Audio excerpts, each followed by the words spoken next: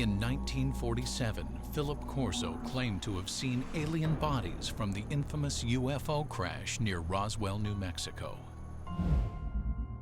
Corso's description is consistent with those who claim to be eyewitnesses to the crash.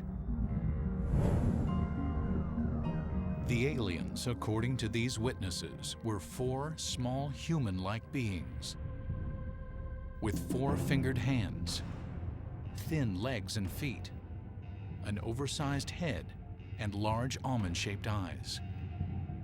These descriptions purportedly appear in these classified documents prepared by government investigators. To this day, the documents have not been authenticated.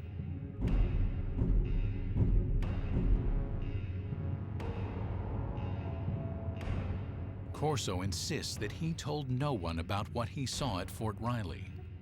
But in the summer of 1961, the 46-year-old lieutenant colonel is assigned to a Pentagon project that will force him to recall his eerie experiences. He was assigned to the Army's research development at the Pentagon. Once again, a position with a lot of authority. His goal? To advance U.S. military superiority by a factor of decades. We had enough sense to push it.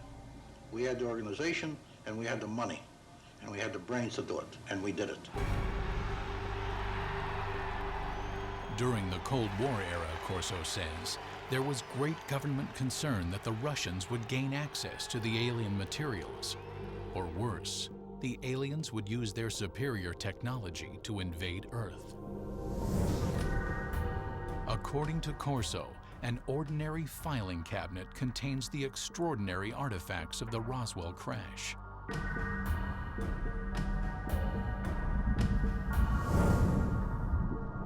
A piece of super strong metallic cloth. Corso contends it may have protected the alien pilots in their spacecraft. A tube that appears to shoot a searing red light. Corso thinks it might be a surgical instrument or a weapon. An alien-made headband that, according to his military reports, might have been used to transmit thoughts or control the alien craft. An imprinted set of miniaturized circuits, perhaps a prefabricated microcircuit.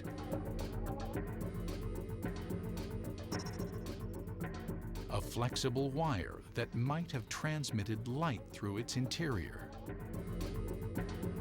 And a lens that could allow anyone to see in the dark, supposedly taken from the eye of an alien being. To better understand the puzzling contents of the filing cabinet, Corso claims to immerse himself in classified government documents reporting on alien technology supposedly found at Roswell. According to the reports that Corso claims to have read, some of the world's foremost scientists, men like Wernher von Braun and J. Robert Oppenheimer, have access to the Roswell crash site. Corso says that Lieutenant General Trudeau greenlights him to assemble his own A-list team. You will put on that team anybody that you want. Engineers, scientists, and even I told the Germans. I'll take a couple of Germans too, in addition to the U.S. scientists. Corso claims that based upon his close readings of the Roswell reports, he developed his own theories about how the alien craft may have functioned. What Corso said was that the spacecraft had a way to jump. It didn't fly from wherever it came from to here, it jumped. And he said that's all they knew, that there was a wave around the spacecraft that allowed it somehow not to be a spacecraft, but a time machine. And the reason is that to travel the kinds of vast distances it had to travel, it had to leave what we understand in physics as a space-time continuum, drop out of that, and suddenly reappear in a new spot. In Corso's personal notes are sketches detailing his concepts. Corso speculates that the alien craft is navigated by a mind control interface fitting the alien cranium. It seemed as though by revolving the headband around the alien brain drawings, you would match up the pickups on the headband with various parts of the alien brain. His background research complete, Corso maintains he is ready to move on to the next phase, distribution.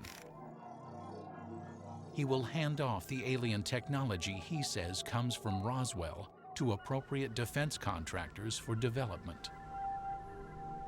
Try to imagine what would happen if a spaceship crashed on Earth and there was a fabulous piece of technology and somebody like Corso pulled it out and gave it to research labs and said, here guys, figure out how this works. The result, Corso maintains, will lead to a complete reconfiguring of the world's most advanced technologies.